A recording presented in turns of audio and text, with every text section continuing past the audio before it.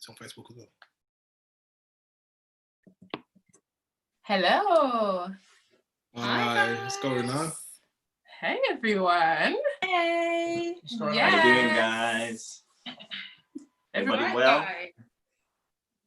Bless. So, welcome to season 2's episode 4.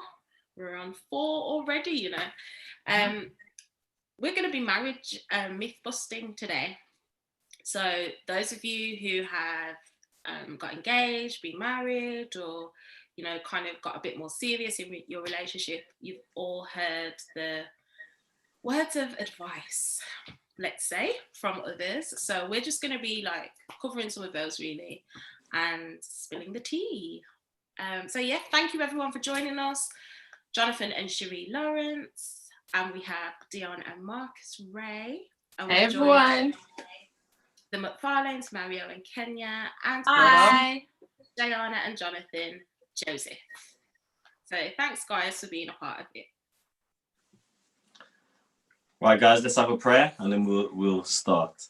Lord, we just give you thanks for allowing us to be here once again to share our experiences, to share with those who are watching or may watch it later. We ask that you will be with the technology, allow it to work for the whole duration.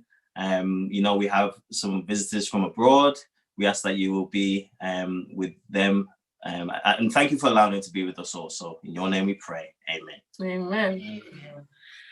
So guys, those of you that have just tuned in, this is maybe the first time that you're watching. Myself and Jonathan, we have been married for 9 years. Yes, 9 years. You have to think about that. I like that. I like that. I know these things, you know. Just thought I'd involve you. I'm going to say I know these things. Yeah, so we've been married for 9 years. We have 2 children, and we are the co-hosts on Can We Just Talk? Then we have Dion and Marcus that we mentioned earlier. They are the brainchild behind this. But I just wanted to give an opportunity to our guests this week to just introduce yourselves. If we start with the McFarlanes, they've been on before, and everyone loved you guys. And yeah, we just want, just for those that haven't seen you yet, just tell us who you are and a fact about you. No problems. We are the McFarlanes. I'm Mary McFarlane. I'm Kenya McFarlane. And we've been together for 6 years in marriage. 10 years altogether. Yeah. Okay. Okay. We are the Josephs. We've been together for 4 years and we've been married for just over 1 year now. So. Oh, thanks, guys. So nice. Right, so this episode is entitled The Myth Buster. Okay, so for some reason, people have always got a lot to say about other people's business. Do you agree? Yeah. Oh, yeah. Child, I told you don't need your cup of tea tonight, honey. That people are constantly in people's business, and sometimes they actually care. Genuinely, would you say? Yeah. Sometimes they care, and sometimes people just want to say something just because they want to talk or because they got something to say. So when we did our little poll on our social media, we found out that the people who have always got a lot to say about relationships or marriage, they were the ones that were commenting the most from our recent poll. They said that the people who were commenting were actually single. So they were telling them about their married life, and they were saying, oh, I guess this is going to happen when you're married, and that's going to happen. But actually, they're not in there. They haven't experienced it. So tonight, we are going to be, stamping out a little, some of the myths that have been happening. We're going to just iron out a few little, things that people say that are true, but that are not true, not necessarily true anyway. And we're just gonna share. We're just gonna share what our experiences are. So yes, aren't you fortunate that you get to join in and hear what we have to say? So first of all, one of the myths. There's a few. So we'll start off with the first myth: healthy marriages are conflict free.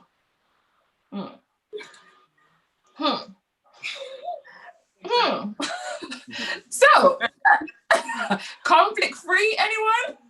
Let's go for the newlyweds. Conflict free? You just have to say yes or no. Yeah, no, that's not true. Okay. So they're the newlyweds. Let's go to the middle ground. So like Mario, Kenya, what you saying? What? Conflict free? Conflict. Yeah. No. Not conflict free now. Like all sorts of conflicts every day. You're mad. Keep it 100, isn't it? Exactly. Trying to finish, Sheree? It's not. Listen, so clearly, for those of you who are wondering, you're thinking about marriage, you're not quite at that stage yet, and you think that it's going to be a bed of roses. Absolutely not. Marriage is up, it's down, it has its high and its low. It's beautiful at times, it's frustrating at others, But conflict, is it always bad? Isn't it good to have conflict sometimes? Yeah. Conflicts a great thing because it's still an opportunity to learn, and it's more about how you communicate in that conflict. That's where the problem arises. But Yeah. I think it shows that the other side or your partner actually cares as well. I think some of those little things turn into a conflict, not because of hatred, but because you're trying to build on something to make it better, or it's just to show, well, yeah, I actually care about you that much that thing has actually caused a bit of a rift between us. Yeah. Good point. Some people say when the conflict stops, that's when you got problems. Yeah, that I was about to say something like that. We're human at the end of the day, and if you're not, sometimes it is like that. Conflict will arise because, you might want to say something that you feel your spouse needs to hear, and they might not be in the space to hear it, and sometimes that can bring about conflicts. But I think if you're not having conflicts in your marriage, I think maybe somebody's a robot. I don't know. Exactly. I think it's good to have that kind of conflict. It's also important how you manage your conflict. If you find that you're having to start dodging stuff, there's an issue. Do you know what I mean? Whether it's punches or like high heel or a glass or something, it's an issue. So I think it's like being smart about how you manage your conflict and knowing when it's time to tap out and maybe readdress it a little later. Well, Sheree, they need to know that when it's time to stop, it's time to stop. How about that? Okay. Big talks. Big talks. I've just answered it like it's never going to be conflict free because it's two separate people. As much as you're coming together to become one and all of it, like two individual people. So unless you like carbon copies, how can you not at some point experience a conflict? Like you have two different minds, two different ways of thinking about things. You brought up differently. Like it's going to happen. Do you know what I mean? Yeah. Absolutely. But like what everybody else has said, it's how you deal with it. So I wouldn't say like, oh, conflict free, like, oh no, no. Arguing.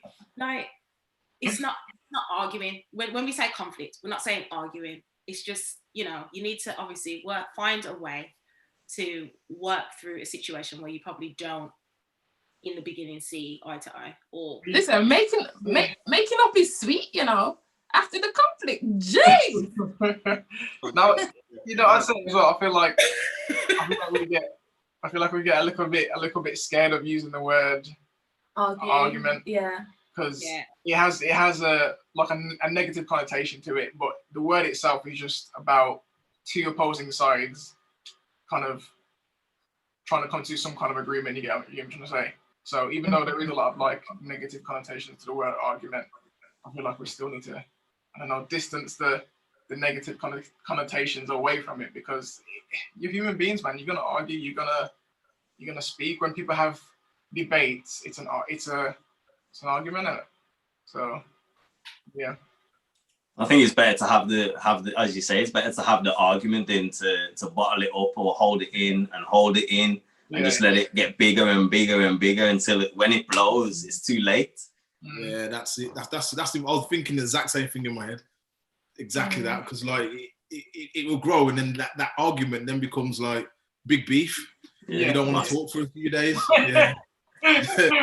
Unnecessary. Like, it's so unnecessary. I think in the early stages it's harder because you're learning how to deal with somebody, but then, like we've always said through every single episode, like having counselling just allows you to figure out through your like little homeworks and stuff, it allows you to figure out how to deal with that person in a conflict. Yeah. But I remember like very early into us having counselling. Don't chat too much business, you know. Listen. Yes. Tell us. You want to hear it all? And like I just remember hearing Pastor Sweeney like when he was doing the assessment between like the work that we'd done separately, and I remember him saying, "Oh, okay, so from this, Jonathan likes to deal with the situation this way." So in the back of my mind, what I was about to go ahead and do, I thought, "Whoa, hang on a minute, like that's not how I deal with it, because it's gonna progress into something it doesn't need to be." Do you know what I mean? So like, yes, in the early days, it is hard because you don't know, and you don't really want to find out the wrong way. So that counselling, or speaking to someone, being open and honest and having that open communication in the beginning is really helpful, because it means that when you do come towards having the first kind of unsettlement, then it's easier to manage. Yeah. Unsettlement. What was that, Shireen? It don't happen on the first day. You don't. What was that, Shireen? What was that word? Unsettlement. Unsettlement, you know. I just, you're not gonna get together and just start arguing from day dot. I mean, I hope not. Yeah, one of the really good things I remember him saying as a piece of advice, when you're arguing, rather than being vexed and telling the person that they've done this, to tell them how it made you feel. Yeah. And I think that's one of like the best advice, even like in the working world and stuff. I think that's the most amazing advice. Rather than going through it, just tell them you made me feel like this, and and it kind of brings it down from like up here to like right back down here, and you can actually just talk about it. Because you can't really argue with how something's made someone feel. Do you know what I mean? Yeah. Like, that's it. So yeah. True story. Right. Okay, are we moving on to the next one? Yeah. Mm-hmm. Well, the next one is married people have less satisfying sex life. So let's put it into Jonathan and Cherie's terms. Married people have some dry toast, honey. Their toast is so dry. Oh, have mercy. Born up. It's born. Like that went in the toaster. You know the moments you put your bread in the toaster and then you just want to reheat it again and you forget, and then it's just mash up. That actually happened to me the other day. Hold on. Before we have this conversation, these analogies. Yeah, I have to reheat my bread. You need to scroll through to see what church people are. All of them. God made it. Okay. And we're married, so just to clarify, Jehana was talking about real toast then, not the toast that we're talking about. yeah, I was talking about real toast too. That's amazing. Because I put butter on and sometimes I put it back in. What? Just sounds Friend dangerous. does that. No, for real, my friend does that. It's Okay. really nice. To melt the butter, Okay. I get that. Yeah, so exactly. Yeah. let's go back to what we were actually talking about, not the food. Please. You lot must be hungry, man. Actually. So the question, the statement was that married people have less satisfying sex lives. Really, I'm not sure about all that. Go on, Rose. I know about you guys in here. Y'all know Dion likes a bit of chocolate. You know what I mean? Oh my gosh. Okay. It's not 9 o'clock yet. I'm man. talking about your skin color, babe. Okay. What about the dressing up? Dressing up. Sorry, there's something. I think this should have been for like 30 and above. I'm telling you, I have to put some disclaimer on there. Also, Too young for this. my little cousin doesn't know anything that we're talking about. So I don't even know. No. they got a clue. That's right. Jayana, you know nothing about this. I don't know anything. You're absolutely right. I remember when, I can't remember who it was, but I remember when we were getting married, like when everyone, our kind of group was getting married, and someone said to me, might have been you actually. Who's you? Like, referred to it as you. Oh. Referred to being married as like having a license almost. Oh, Yeah. yes. Yes. And I then, remember that. Yeah. The market's happy, you know. Like, yo, bro, I got my license. Yo, I got mine, fam. I remember that terminology, like it being the license. But I would say, trying to like bear in mind who's watching. Look at Jay, honestly. Go on, Cherie. Tell us, honey. Yeah, tell us. The pink card, is it not the green one for I'm the thinking UK? that. I'm thinking like before I say what I say. Just say it. Jonathan's great, and look. No, like I definitely don't believe. What was the statement? What's the myth? That is Head less- gone, but head gone. Cherie, head gone. Less satisfying. Okay, no, I don't believe that at all. I think you have a different type of love for somebody. Like when you're in love with somebody, you share all of the things that you share in your marriage. It just makes it that bit sweeter, is what I would say. Pepper. I would agree with Cherie in the sense that I think the more obviously you're spending time with that person and you're intimate with that person, you get to know what that person likes, what they don't like, what you like yourself, and you start to explore that together. And it can only It's like a different understanding. Isn't it? yeah, and it can only be positive. And I think if you're finding that it's not positive and you're not enjoying your sex life within your marriage, then you need to obviously get counselling because it is an important part. Like, yeah, let's stop there. Yeah. No, I think you did. Run away then. No, you've done it very well. I think it's important to know, like you said, you start to grow together. You grow, and as you grow, you have your preferences. You know what you like. You know what you don't like, and you're more confident to communicate. Because I tell you what, that honeymoon, I was just like, you are like that because you don't know that 10 years later, you know what I mean? It's different. You're friends. Your relationship develop. You can have that banter. You can laugh about things. You know what I mean? It's totally different. So I don't think so. I think that's a big lie. I don't agree with that one bit. I think with me as well, I like the fact that I'm not compared to anybody else. So I like that. Yes. Yeah. I think 150%. I think As someone who doesn't know about this, I just read this in a book. Good girl. Good girl. Good girl. Thank you. I think that the intimacy that comes with marriage as is, it's such a special thing. It's something that is only shared between you two. I think that is kind of what sets up physical intimacy being so special. Like you guys were saying, when you know someone on that level, like you were saying, Kenny, when you know that that's your only person, you are their only person.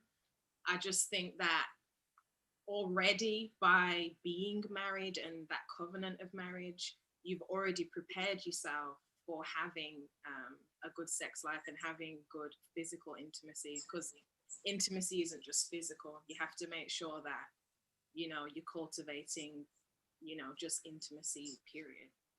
That's an excellent book that you read. Fantastic. Good book. Yeah. That's a good point because It's funny because I was listening to, it was a comedy. It was one of the old Def Comedy Jams. And the guy was basically saying, it was actually funny what he was saying, but there's a lot of truth. And he was saying that foreplay, saying the word out there, I just heard about it, isn't something that, it's not just something that happens just before sex. It's not like, now we're going to have a bit of He said foreplay starts from the first thing in the morning. From the morning, let me tell you. You give you a little kiss, you hug, and he used the analogy saying, you walk in the kitchen, you just slap the bottom and like you carry on, and he's saying that it starts from the beginning and it just and then that's where it comes from. It's not just in the bedroom and you're doing all of this madness. It's like the switch, It's from when you wake up in the morning. You set it. And because women are wired differently, we are wired differently. Our mind has to be in it in order to want to do it. So therefore, it is not easy. I don't want to say something that's gonna go, oh my goodness, but guys are different. We are different to you. You like can switch on hello, like one time. We can't do that. So he's 100% right from the morning, from the night before. You know what I mean? And I think we were told, even we were told in our counselling, you're preparing it, as you say, you're preparing the way. You talk about that, plan for those times, make those times special. Obviously, there's gonna be other times where you're just feeling quite, there are exceptions, hungry. But generally speaking, hungry, But generally speaking, plan for those moments, make those moments like special. You know what I mean? Book it in, say, I'm sorry, no, I can't fit this in the diary today because I got plans, and those plans is time with your husband or wife. That's it. Like, so yeah, I think we've covered that one. So another Mythbuster. We are on the third. Yeah, we are. So third Mythbuster. And this is one you see a lot on TV. I don't know if anyone watches TV and soaps and stuff, but this is always the one. Children will solve the problem. They may cause a distraction, but not necessarily solve anything. So that's that reminds me of Norbit. It's Norbit, I'm a child. Don't leave. That's you hear it so much, like generally people. Like, I can't believe how common I'll get pregnant and then maybe he'll stay with me, or stay pregnant and then maybe, do you know what I mean? He'll bring us together. Yeah, exactly. That's a bit mad for me in terms of like the fact that people can, obviously everyone's different in it, but just that mindset of let me bring another human being into the world to try and fix my relationship problem is a little bit mad to me personally. So that's no. Baby's gonna be a counselor, isn't it? The baby's a counselor. You know what I'm trying to say? You know what I'm trying to say? Like, you can't, because for me, it's. I think people, we live in a world where it's kind of difficult for people to take responsibility for what they do, and I feel like a lot of people bring children into this world without really considering what you're doing. Like, it's not a toy, it's not something you throw away, it's not, you know what I mean, that you're gonna have to bring up a whole other person to be as good or better than you are. So to be like, I'm gonna bring somebody into the world and hopefully this girl or this guy is gonna stay with me, that's a bit mad. But to the Mythbuster question, no, it doesn't sort anything. If anything, it adds. I'll add on to that. You've never done Jonathan's gonna say something. Yeah, I'll add on to that and say that we, over here, my little brother's here staying with us. He's 9 years old, and we also have a goddaughter who's 11 months that's been staying on and off with us a few days a week. I will say that in terms of a distraction, it definitely can be something like that. With kids, we don't have the best experience of having our own kids yet. But in terms of a distraction, it can be that. I think that conversations can be had less. I think that you can skip conversations just for the sake of skipping them. I know with me, with these kids here, my personal schedule has been going left and right, so in terms of my intimate schedule also, it's been kind of going left and right, and it's kind of hard to sometimes just focus in and have conversations and all of those things. I don't think that kids are a good, I have to agree with Mario. I don't think that kids are a good distraction. I don't think that kids should be used as a distraction. I think sometimes kids are supplemented as a quick fix. A quick fix to a lot of problems, you know. And I think until you start to communicate those problems and those issues, I think until you start to communicate through those issues and those problems, I don't think you can use a child, you know, to just put there and say, hey, let's talk about the kid and everything is great, you know. That's And you find that a lot. You find that a lot of couples, you know, from my understanding, you know, they have kids and the relationship kind of comes second. You know, the kids are now the main priority, and it's like we have to raise these kids and we have to do everything for these kids, and we have to do this, schedule our day around the kids. But what about us? You know, so I think that's a big issue there that can be a problem. Yeah. And I like the. Sorry, go ahead, Joanna. Sorry, just real quick. I was gonna say, just to go off what Jonathan was saying. I think oftentimes when kids are brought into the equation, it's just kind of like, you know, you married your spouse, you are committed to them for life. But when you bring kids into the equation, you have to understand that at some point they're going to leave. You know, they'll grow up, they'll go to uni, they'll get families of their own. And what's going to be the state of your marriage if you've used the kids as like paint to paint over, you know, things like that? What's it gonna look like? Yeah, and I like that, and I like what Jonathan was saying before as well. I like the word that you use, distraction, because that's essentially what it is. You know, they bring their child into the world to distract them from their actual relationship, and like Joanna said, when they get older, they're gonna leave, and then where are you left? You're not left with anything good. Don't get me wrong. Something to build on. That's You've what got to I'm have saying, the friendship at first. You've got to have something in your relationship, because once that, as you said, once that distraction is gone, are you friends? Are you still friends? But don't get me wrong. That distraction might be a happy distraction. You know, it's a baby, the joys and everything that comes with it. Yeah, there's the rough times, but it's a happy distraction. But once that distraction's gone, what are you left with? See, when you put it like that, I have to go back and retract my previous statement. I can then now understand why people do it. Because it's when you have something that you feel like there's a possibility of you losing, then I get it, because it's more out of I don't know, willingness to hold on to something that you feel like you're losing. So you'll do anything. Sometimes things that. And you can be drawn together too, having a baby. Yeah. You can be drawn together more after the fact. Exactly. It can work both ways, but definitely. But it's just risky pinning all your hopes on that one thing rather than tackling the actual issue. Yeah, you can't assume. Sorry, I was going to say, you can't assume that that's going to work for you. If you do that, it works for some people, but for some people, it doesn't. Life isn't a TV show. So just because you saw it on the TV, very true. It might not happen for you like that. Yeah, true. Very true. I think it'd be crazy also to have that assumption, because a lot of people don't realize that having kids is really hard. And even though it can bring you together because you've made this wonderful human being, it can also separate you and bring you apart because it is that hard. You like Jonathan's saying, your schedule gets messed up. You haven't really got time for your spouse anymore. It's all concentrated on your child. And if you don't see where those faults, and if you don't see where your intimacy and your time with your spouse is missing, then it will disappear for 18 years. And then at the end, like what Joanna's saying, what are you going to have when they go? Nothing. You're not going to have. You're going to see this person in the house and think, who's this stranger sitting there watching TV with me? Do you know what I mean? Literally, yeah.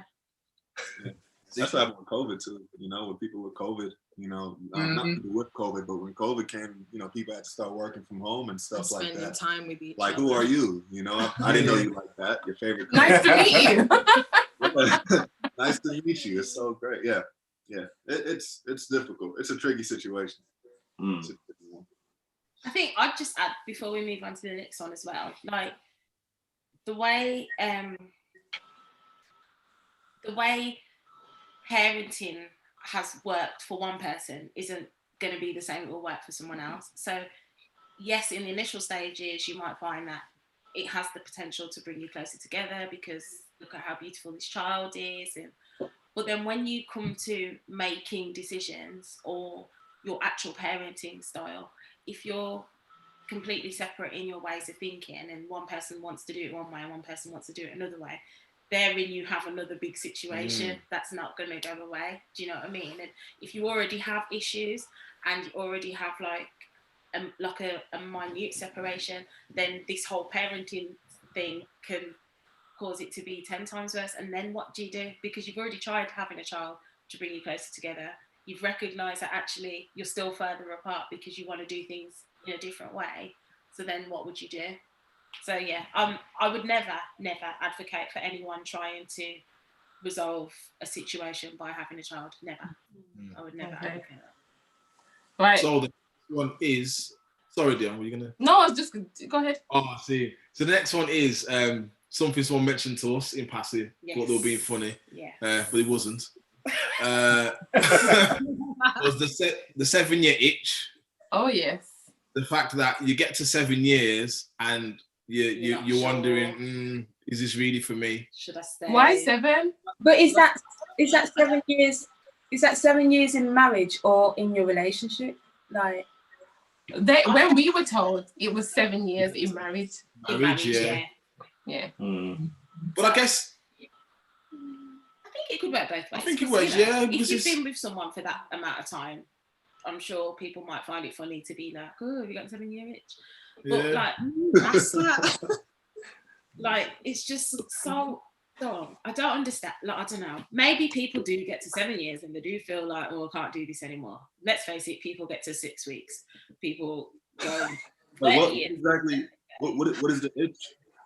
Yeah, people say they think that when you get to 7 years, you'll not want to continue anymore, and you think, oh, that's it, I'm done. No, it's not like that. It's kind of the thing of they're not settled anymore. They just want to move and they want to look around and go elsewhere. Yeah, itching. Go elsewhere. I just think it's wild because I think it's might just be like an olden days, back in the day. I'm dead. She said olden days. I also think that so let's say if you went into a marriage and you're like, that's all you dwell on, you know, when 7 years come, there's gonna be an itch. I think it will just automatically happen because you're preparing yourself for it. Yes, yourself out. Absolutely, I agree. I don't know about this. I mean, we're 9 years now, going on 10, and I used to say it to him, to be fair, because obviously, as we've mentioned, 7 years. We've already mentioned that conflict is good, you know, whatnot. And so I'll say it and I'll be like, oh, this is the 7 years, right. So that for me I want to ask a question to you guys. I mean, if there is a 7-year itch, right? Let's say that there is a 7-year itch. Is there a time when in the marriage you guys can talk about, hey, you know, I do kind of want to step away for a little bit? Is that ever okay? How far is the step away, and what's involved in the stepping away? I don't know. It's like a. So I guess my question is, if somebody says they want to step away, 7-year itch, etc., is that something that a marriage can come back from? I think that's a whole new episode there, bro. Like, well, I'm just saying, if you communicate that, you know, no, hey, for real. I don't want to say no. I don't want to say no. It's not possible for you to come back from a marriage, but I don't think I can't. From advocate. a breakup, you mean? Yeah, I can't advocate that. I think it'd be almost silly to say, you know what? Yeah, do you know this is what I'm gonna do, babe? I'm gonna go away for what? For 2 weeks. Yeah, that would be my question. Of course, I need a bit of a break from the family. When they're not in marriage. How do you come back home after that? Like you're like, good. Let's go. No hall pass. There is no hall pass business around here. Sorry. No. If you're going, then brother, please see you later. Like, don't think I'm gonna stand here waiting for you. Like, right, Right. So Dion, so in that case, then, what if it's not a hall pass? It's just a pass to just go and get some air. You know. Okay, so you're talking about space in a relationship more than the fact that you're walking away from it, right? Not really walking away, but after 7 years come and whatever, you start to itch, and you're like, man, I need some space, right? I need some secret. I would say that when you see the start of this coming up, that you need to be speaking to your marriage counselors, like nip that in the bud real quick, because the devil does not like marriage. He does not like that. So anywhere that he can see a little space, a little gap, he is gonna creep in and match it up completely. So my advice would be that if you are feeling that is coming, it's coming to that point, address it before it actually gets to that point. You know what I mean? Where as soon as you start to feel that little scratch before it becomes a whole itch, if you're feeling that little scratch, speak, talk about it, seek support, seek advice. If anybody's out there now and they need support in that area, Marcus and I are very happy to speak with you and support you through your journey. Feel free. We don't even need to come and break no social distancing. We have Zoom. We have all these other things and other platforms, of course. And we can do that. If you feel the itch, please. I'm sure any of the couples on here would be happy to speak to you to support you through that too. Yeah, I think. Say again, Jayana, what you saying? Don't know yet. I don't know how helpful we could be. No, but on a level, it's. I think it's just dangerous, as Dion said. It is dangerous. But the other thing I would also say is, what's the reason? There's got to be a reason behind it, and I guess that's where the counselling also comes in. That if you're having that itch, but you don't know the reason why you're having that itch, then you need to explore to understand what it is. It could just be some sort of conflict within the relationship that you need to fix. And I get it. There's probably people out there that don't understand. We've talked about love languages. We've talked about all these different things. And if you don't understand each other in that way, it could just be, just as an example, it could be learning about the love languages is what helps your relationship to get over that itch. It could be a number of things, and that's why it's good to talk. I would just add as well, if I can see, like, the way you rephrased it the second time, like, if you just need some space, you just need like a minute away from a situation, I almost feel like it would be wise to take your minute away together. Take yourself out of everything that the hustle and bustle. The hustle and bustle, the work. Ask the grandparents, if you've got children, can you have the children? Let's just take a long weekend. Let's take a week and just use that time to reconnect. Because sometimes I feel like you can quite easily start to disconnect because you're so busy. You're so busy with work schedules and this person's in and out and extracurricular activities and church stuff and you're trying to balance your friends in there and whatever. Like, maybe you feel like, oh, this is just too intense. But actually, what you need to be doing is not taking yourself away from the relationship to have your moment. You and your person need to be going to have a moment together, is what I would say. So I think we can all agree that then it's probably never a good idea to step away and take a break without that person. That's probably the worst thing you could possibly do. Yes. Leaving yourself to your own thoughts is not always the best, because sometimes you just end up, especially in a marriage. Kind of trying to confirm things to yourself, and you're just like, you're not actually helping the situation. You're just like, oh, is it the right thing to do? Oh, we'd both be happier. Oh yeah, I'll do it then. It makes sense. And then that kind of snowball effect, and you start just going down a path of all you're doing is confirming your own thoughts. And because then as well, how long is the person supposed to wait? Right. And just a simple thing of like, think about like, say when stuff like that happens and being 100%, like, obviously we live in a world where them kind of things do happen.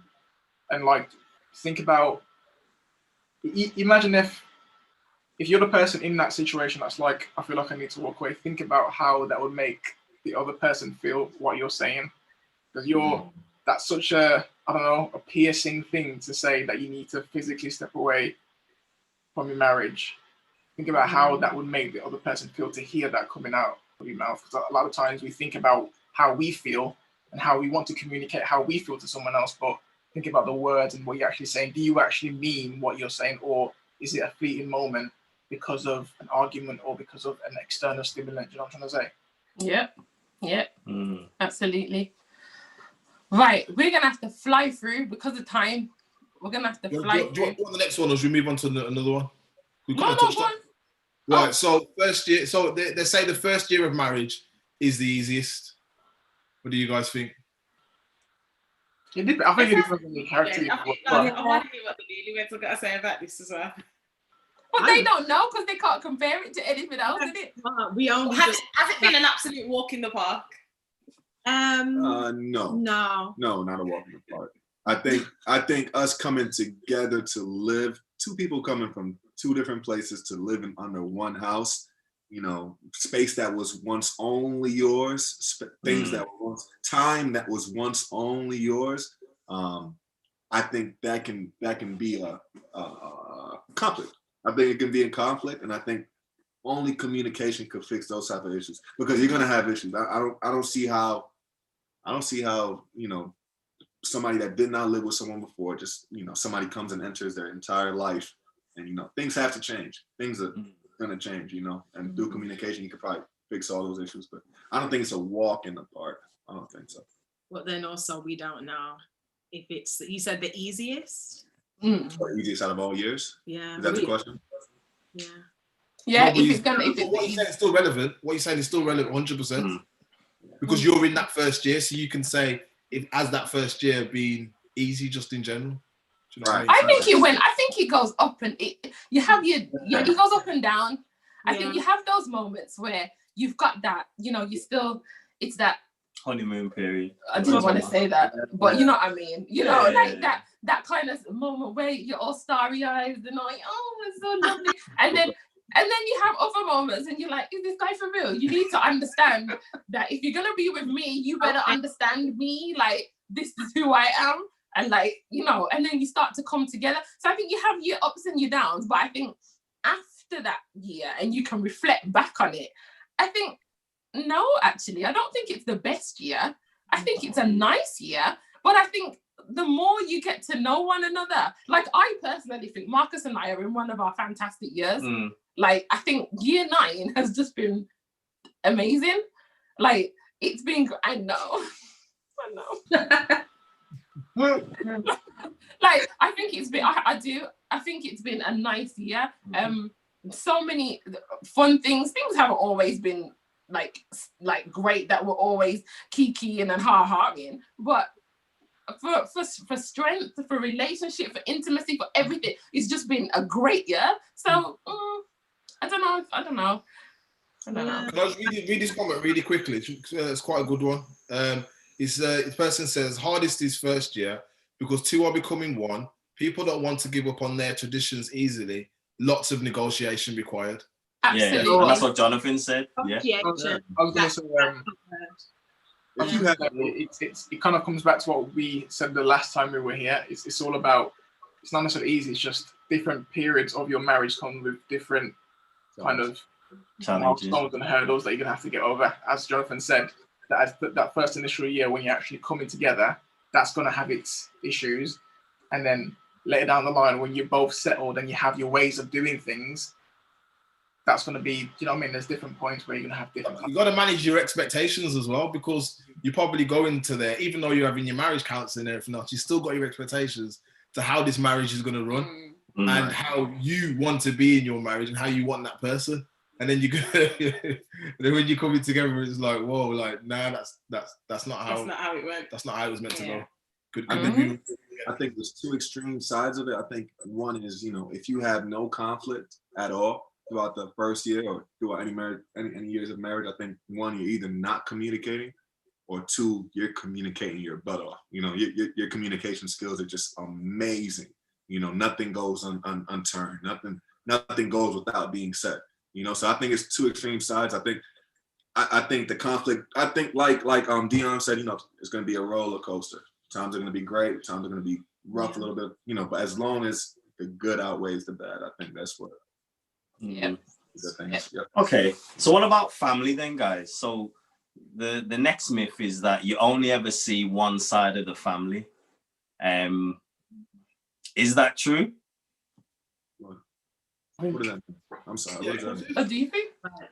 Like, I think yeah. I think it's true. Yeah.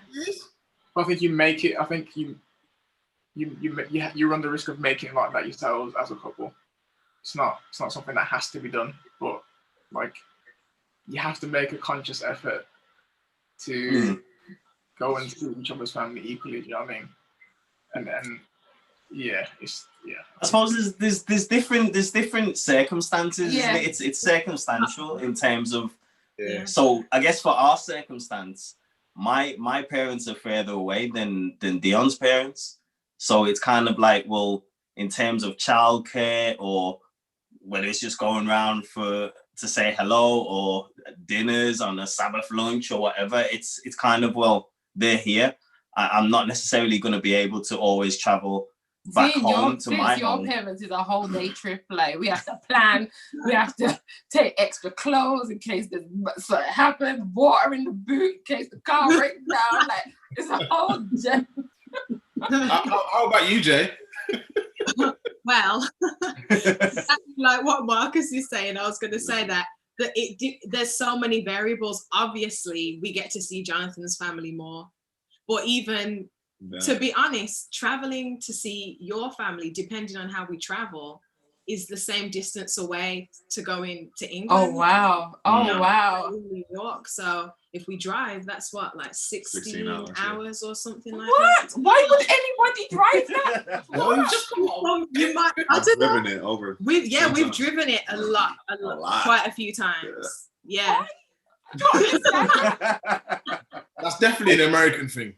Yeah. Oh, believe we get vexed when we have to drive 3 or 4 hours. Yeah, 4 hours. 16 hours. 16 hours. For what? What? Okay, so if I were to go to see his family, there's other ways of traveling. I'm sorry, like right, but like even now with COVID and stuff, taking planes is a bit okay.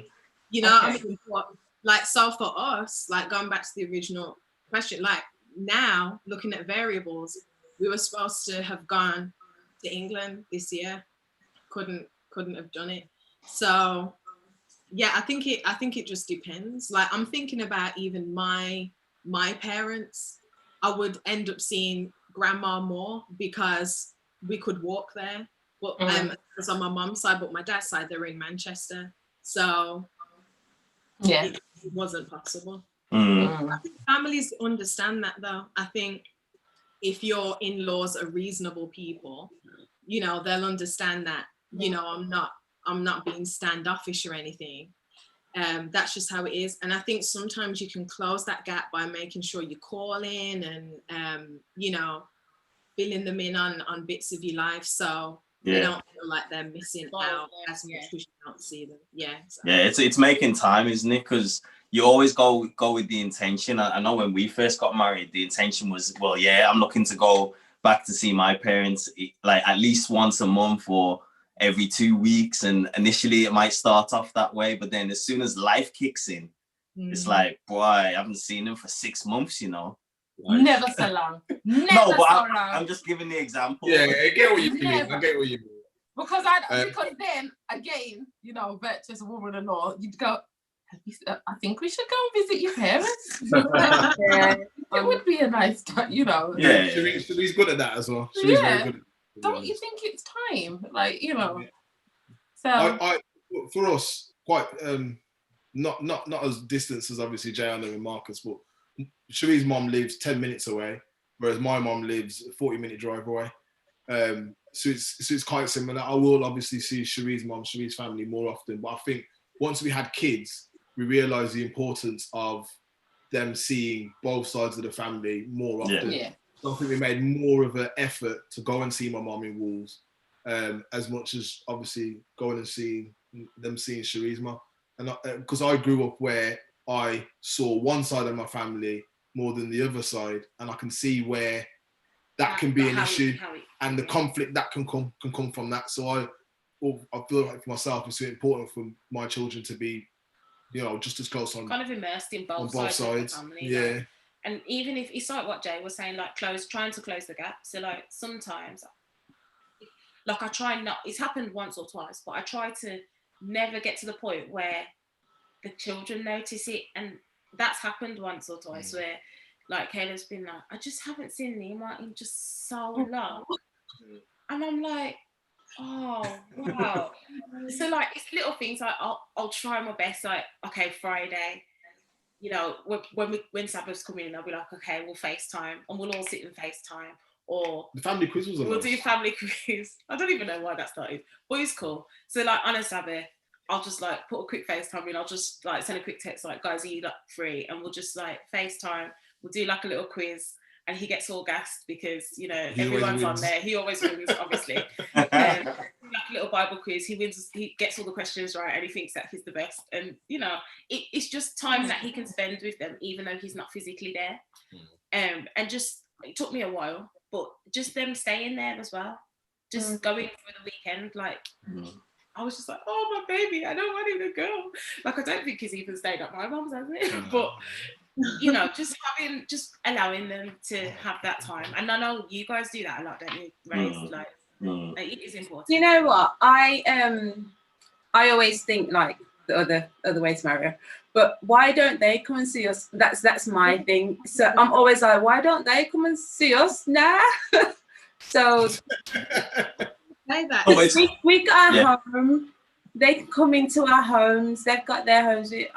So I love family, but they can come and see us too. It works both ways. It yeah. That's a whole nother conversation because you really can't convince. Sometimes you can't convince the parents that it does work both ways. You know, it's It's true. That's true. I think as like well. My mom. Yeah. I say to my mom, come and see me, and she asked me to pick her up. That's okay. And I'm like, no, you're making the effort to come and see me. I may as well come and see you if I'm coming to pick you up. Like, doesn't make sense. I think as well, it's important to make, as you're saying, sometimes to make our home the center point, like you're saying. So make the parents come to the central point, if you know what I mean. So rather than it feel like, oh well, I'm always going to Dion's or I'm always going to my parents, that sort of thing. Make your home the central point so that both can come to you, so that they're making their effort to come to you, and it's less of you choosing which way you're going, they're coming to the central point. Well, we've just had a comment, and then Kenya's just completely just said exactly what the person has commented, and then said, yeah, but the family must make the effort of visiting you as well, because that then puts unnecessary drama for no reason. And then you went and said exactly the same thing. Yeah. And I think it's good as well, like, because there's a lot of, like, me and Mario, we've got lots of events and stuff coming up, and when we had events as well. So when our families came together, they didn't know each other because no one was meeting at the same time. We were always going to theirs, and so I feel like that helps to actually create that big family bond. Yeah. The big family. We're blessed that we've got that. What you see on TV. Yeah. Marcus's parents just go straight. Sorry, Jan, to cut you out. Go. When Marcus's parents just say, "Oh, I'm going to spend time with your parents," like just cut us clean out now. Like they don't even come to us. They just go straight to my parents. Like, oh, okay, that's all right. What's you gonna say, Jay? I was just gonna say, I think as well, like what we found in this first year, especially, I think people are aware that we're newlyweds, and they don't want to kind of impose, or they don't want to, they just want to kind of let us enjoy our marriage. Is it newlyweds or is it like married? Married, I guess, yeah. Like I found a lot of people are like, oh well, I didn't want to bother you guys or whatever. So I understand it because people don't want to impose. So I think for me as well, I've just tried to communicate to people, we love you guys, we want to spend time with you. It's not imposing, so kind of letting them know that.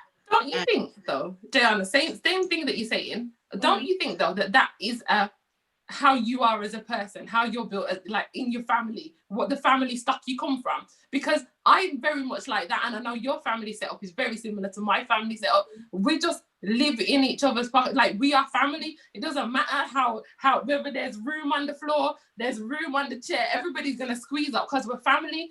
And so just because I've got married, that doesn't mean that that's gonna change. Like people do think that, and some people will have that mindset of, oh, you know, I don't want to be all up in you guys' grill because, you know, you're in your first home, you just got married, etc. But that's where the drama comes in. I feel like people do that to new mothers as well, and I'm really like dreading. Yeah. Say again, Jonathan. One sec, Jonathan was saying something. Someone mentioned drama earlier. That's kind of where the drama comes in. I know we're talking about family, but just people in general being apprehensive towards married families. It's like, hey, we're still the same people. We're just we're married now, but you not wanting to come over because you're apprehensive. I'm not going to keep contacting you to say, hey, I'm coming over. To say, hey, would you like to come over? I'm not going to keep on doing that, you know? So I think the same thing with families. It's like, hey, you're my family, you know? Come on over. You know, I'm going to come over there 50-50. We're going to do it 50-50, but I'm not going to give 90% effort when you're giving me, all you got to do is stay at home and, you know, we got to pack up the kids. We got to pack up the suitcase. We got to do this. And, you know, it's just a lot. I think, I think families, I think maybe, you know, the generations that we're in now, I think that can finally change, especially in Caribbean families. It's really a lot of Caribbean families, because I don't find this a lot with my African-American families. African-American families seems like they just kind of go. Yeah. But when I'm Haitian, so my Caribbean family, you know, it's like, you come see me. You know what I mean? That's a respect type thing. Like, respect your elders. Go and see them. Go and see them. You call me. You call me, and it's like, no, that's not what it's like at all. No, sorry if you thought it was that way. Yeah. Okay, I got a couple of quick fire ones then. So, because we're running out of time, so a couple of quick fire yeses, yes and nos. Your true love will automatically know what to say and do. No. That was an easy one. No. So obviously you learn to understand each other and grow together, which is a bit of what we've spoken about already. Next one then. Differences will ruin your marriage. No. Unresolved differences, yes. But not differences in general. Yeah. Yeah. Differences, I think, bring strength.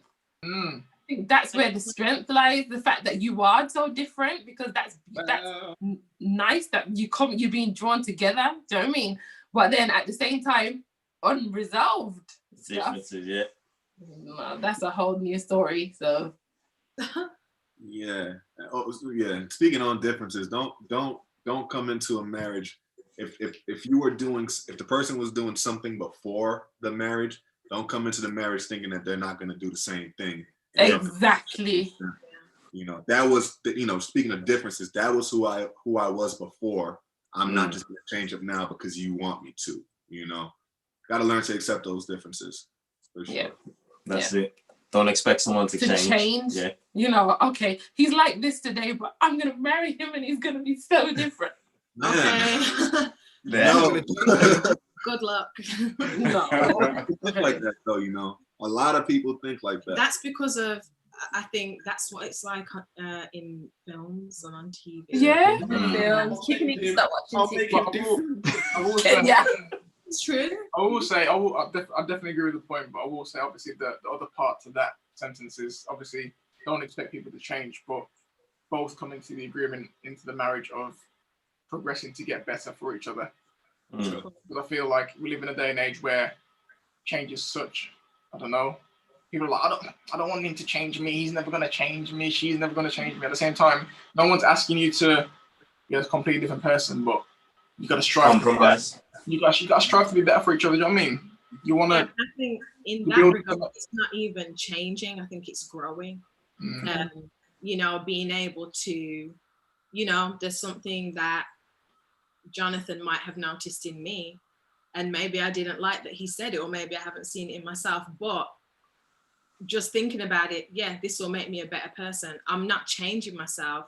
I'm growing to be a better person and to have a better marriage and relationship. Yeah. It's like when you're turning. Yeah, go ahead. I was just gonna say, like, if we just move to the next point quickly, like, what about repeating your parents' patterns? I thought that was an interesting one. Some people just say like your marriage will be like what you have experienced with your parents, like you'll just repeat the same thing. What do you think about that? I think if you're not careful, you can definitely fall into that. 100%. I'm with you on that one. So, and you'll be surprised how easy you can do it.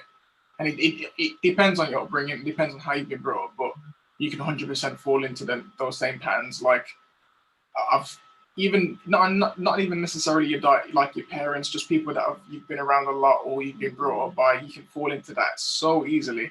Like it was like my dad has never been married, but I've had to look at other marriages around me, and then even sometimes I'm like, rah, did I just react like that or react in a certain way? I'm like, right, that's kind of mad. And then you have to kind of check yourself sometimes and be like, because you can carry mental trauma from your you're seeing relationships with family or with friends, and you can carry that easily into your relationship, and you can make those similar mistakes, but you have to be able to almost decipher for yourself what's wrong and what's right.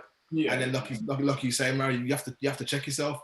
Yeah, no, definitely. And it can get to the point where you're like, you're determined not to repeat the same mistakes, and you're so determined to not do it that you can't even see when you're doing it or doing the complete opposite, which could be just as bad. Or you know what I mean? There's a saying, it's paraphrased, but it's a saying something like, you spend your adult years trying to correct all the things that you learned in your childhood years, or trying to correct all the things that you saw in your childhood years. And I think it just relates the same. I think a lot of things that we see growing up, it might not just be in the forefront of our minds, but it's all in the subconscious, and it comes out one way or another. Yeah. Like I forgot who said, I think Jonathan said it. You just gotta catch it. You gotta catch it. If you see it, you gotta catch it. A lot of people though are not into like self-improvement though. You know, that's not really like a cool thing to be into. So, you know, for the people that want to improve themselves and stuff like that, you know, you're gonna do it. For the people that don't know, you know, if you see something that was negative that came out, or if you see something that you don't like, snip it, catch it. If you got to go to counseling, do that. If you got to read up on it, do it. Because what's gonna happen is if you don't address it, you're just gonna repeat it. You're just gonna repeat it. It's a cycle. So. Yeah. Okay, our last point, last mythbuster is you'll gain weight and stop caring about your appearance. Oh my. You'll gain weight, yes. You stop caring. It's happy weight. It's happy weight. Married life, man. It's married life weight. It's contentment. No, definitely there is that. Because obviously, like you get to the point where you're a little bit comfortable. You get me. You're a little bit all right. You know, like. No, but at the same time, and this goes back to kind of what we were saying before, like about you got to put in effort, man. You got to put in effort. 100, like you can't. You're married to someone else, but you got to remember that's someone else that has things that they like, things that they don't like. We had a meeting. Mario was like, board meeting. Babe, you've changed. I was like, change. But this was like in the first year. This was in the first year, so I don't get how the first year change. Yeah, and I was like, change how? And then he was like, we should go to gym together, and And then good save, Mario. Good save, Mario. Now, you know what it is? It's as I say, kind of going back to the whole trying to not repeat things that you've seen. Like, I want to be real, man. Like, there's certain things that I'm like, yo, let's get on top of this before this becomes a long-term problem. You know what I'm trying to say? We've got the ability. We've got good enough people around us. We've got good enough foresight to try and change things now before we get in a rut and. But what if I like my extra fluff? Like that's all right. We can have a conversation. We can open a dialogue. Like I have absolutely. Should we? The two of us have. Like I was looking at Facebook does like a flashback. Don't talk about Liverpool picture. That was the first flashback picture of me and Sheree, and I think it was like 12 years ago. And like I'm sure my waist was like the size of my thigh right now. Like, You Yeah, know but what I'd if say? your husband You know, likes it, You know, I'd say, D, I feel like there's. mind you know, Mario, mind you know. No, wait, let me say my point. I'm saying that I feel like there's a misconception about. I think people don't think that men don't notice themselves. Like I'm talking about noticing my inability to like, say for example, put weight on. Like I've had a long-standing problem of being able to gain weight, and I've made a conscious effort to try and do that ever since I got married, because as I said before, I don't want to stay in the same place that I am now. I want to develop. I want to be better for my wife. So it's I don't want it to be a thing of where it's a thing of like, oh, it's only just women now, man. Like well, me personally, I'm like, I wanna be better. so we help each other. I make sure I'm cooking good food. Yes. Yeah, we make sure I go to the gym. I go to the gym. He eats well. I try.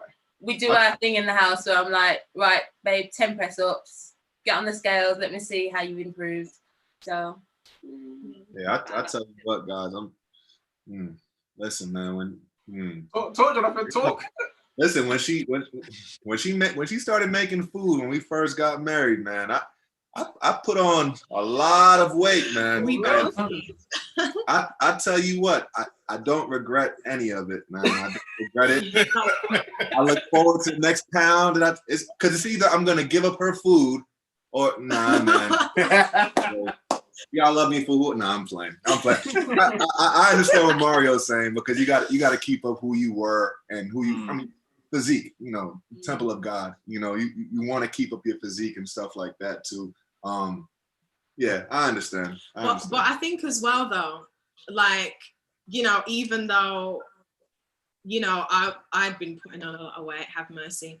I knew for myself, like I try and put on like some clothes and I'm like, oh my gosh, like they're not going on, like it's not zipping up, like this isn't gonna work for me. And I think myself, I got to a point where I was like, okay, you know, he didn't even say anything to me. It was just that I got to a point, I'd seen some pictures of myself and I said, it wasn't even really about Jonathan.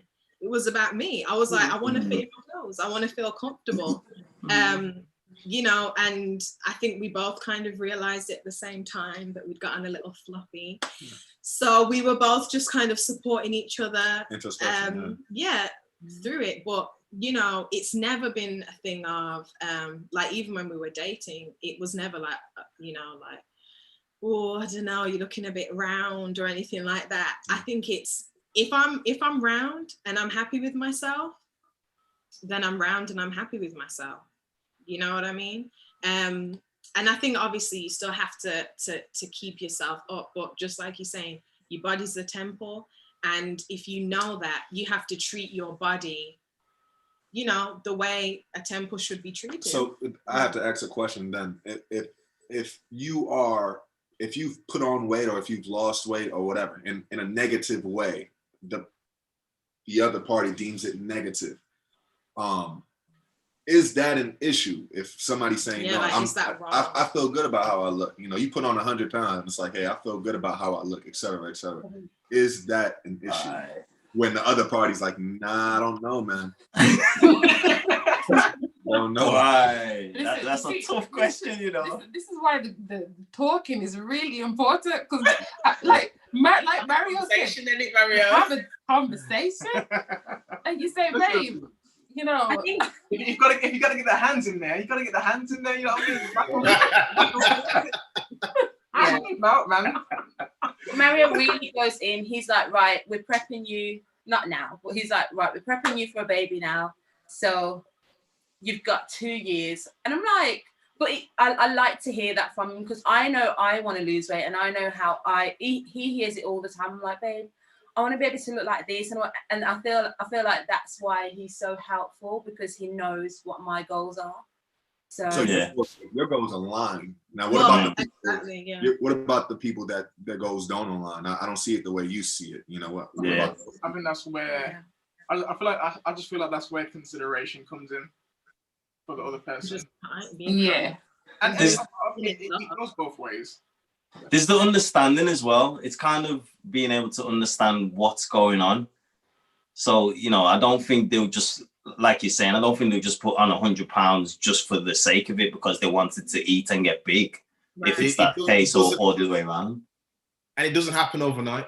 No. None of these things happen overnight. So there's always a time for an intervention or time to you to speak to or offer advice. But I think the weight thing is something you've got to do for you. It's got to be about yourself. Yeah. You can't, I can't tell Cherie, you need to be like this, or I want you to look like that. She's got to want that for herself. The same for me. I've got to want that for myself. And I think that's the big thing. It's like having like Mario's saying, you have the talk, but you find out what that person wants for themselves. Do you know what I mean? Yeah. It's encouraging each other, isn't it? Encouraging. So, you know, if I want to look better for Dion, yes, she may still love me anyway if I put on a few pounds, but it's me. It's I want to still look the best for her. And not only that, but you need to be in a place where you love yourself. Yeah. Because mentally, it's the worst feeling. It's the worst thing when you are not happy within yourself. You don't feel like you're beautiful enough. You don't think you're pretty enough. And then all of those, the mental state that you have, you're portraying on your partner then. And you're making them then feel a kind of way towards you just because you feel that way about yourself. Like there was times where I was really low about my weight and it just kind of put a dampener on Marcus. He just, because he was like, I can encourage you, but I can't do it for you. Like we can do it together, like Mario said, but, and I had to get to that point where I was like, you know what, I am doing it for me. I'm going to do it for me. That's it. And yeah, and then I've also gone on the stage where I'm like, well, I'm just gonna love me anyway. Like it has been a whole journey. Believe me, it's been a journey, but it's something that you have to do for yourself, like we've all said already. Yeah, I think in answer to Jonathan's question, yeah, it's a difficult one, but I think you got to have that talk. You got to have that conversation about it. Not so much why have you put on weight or why have you lost weight, but it's just to understand what's going on. And if you in a relationship as husband and wife can't have those sort of conversations, then you've already got a problem anyway. Yeah, and I think a lot of it as well is how you say it. Yeah. I think if you're coming to someone and you're like, boy, you walla man, like you need to lose weight, that can that was your mother. You just wait. But you know what I mean though? Like, it can remove trust though. If I can't say something to Jonathan in love, how can he trust me? The thing is, people know when they're gaining weight. You have to have some kind of mental health issue attached to it if you're not aware of that. So if that's the case, and I mean those things are real and they do happen to people. So if your significant other they can tell their clothes aren't fitting them and you come to them and say, lose weight, like you don't look good, all of that. There's no love in that. Like, hey, I'm going to the gym later. Do you want to come? Oh, I'm thinking about meal prepping. Do you want to do it with me for a couple of weeks? Things like that. At the end of the day, you got to feel like you gotta sing it, you know. Daniel fast is really good. Say that again. What did you say? Oh, I was saying like some couples would do the Daniel fast together. So that's just a tip that I'm putting out. You got to say it. You have to communicate it. You know what I'm saying? Say it in love. Say it in love. But the thing is that a lot of people don't want to say it. You know what I mean? Because it's a very touchy little conversation. You're talking about my appearance. You're talking about the way that you view me. You're talking about the way you're attracted to me. You're attracted to me. So you got to get the right word track or you really are going to hurt someone's feelings. You know what I mean? It's a very hard conversation. That's why a lot of people don't have the conversation. And that's why you look at sister so-and-so and she's really put on 50, brother so-and-so really has put on 50, 100 pounds. And it's like, where did that weight come from? And it's because people are not. Well, someone came to me and told me, it don't look cute, you know? It's not cute. You leave it up to the deacons. At that point. It's done.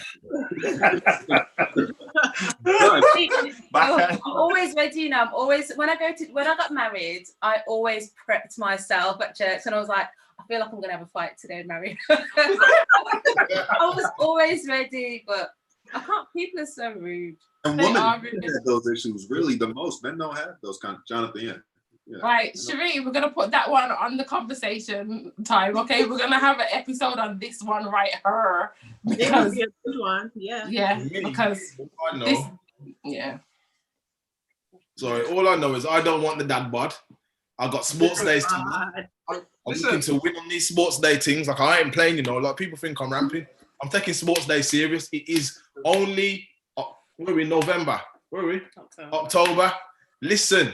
I'm ready for next year. Summer, already trained. Mental training has started now. I've already got my spike set. So anyway, oh my goodness, the spike. I'm not losing. Listen, I'm not losing in the daddy race. I'll trip my man up. If I see a man gaining, you know what's gonna happen? dropped. What's gonna happen, Jennifer, to you because you're prepping so much? It's gonna be we're not having a dad's race this year. We're having a mom's race. Calm. Do you think, baby? Well, yeah, it's been really, really good speaking with the four of us all here today. And I mean, like, we spoke about things that some people may be going through in their marriage, but my advice is that every marriage is the same. There's four of us all here, and we all had different opinions, different experiences, and your experience is always going to be different within your marriage. And it's that major thing, that one thing we've all mentioned several times is communication, and being able to just spot things beforehand. You can see if something's about to happen, or you can see that it's gradually going somewhere. Nip it in the bud. Someone mentioned on there, catch it, bin it, kill it. That's it's bang on. You see it happening, address it straight away. Communication is an amazing thing, and if you're good at your communication, then your marriage is only going to grow and it's only going to flourish. Yeah. Right, guys. So do a little plug. So yeah, you can follow us on Instagram and Facebook at Can We Just Talk 20.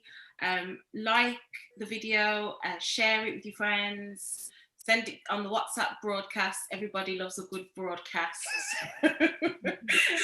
Yes, just like, share, subscribe. All right. Give us a second. We're just going to pray and then we're going to close up. So thanks again, everyone, for joining.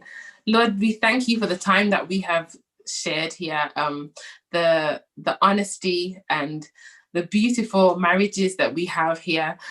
We thank you for them. We pray that you will bless each marriage. We pray that you will bless the people who are watching. I pray that they too have been blessed and they have something that they can take away, Lord, and implement in their lives also. Continue to bless this ministry and may it grow and grow in strength. In Jesus' name, amen. Amen. Amen. Thank you, everyone. Thanks for you. having That was fun. us. Yeah. All right. Bye for now. See you guys in a bit.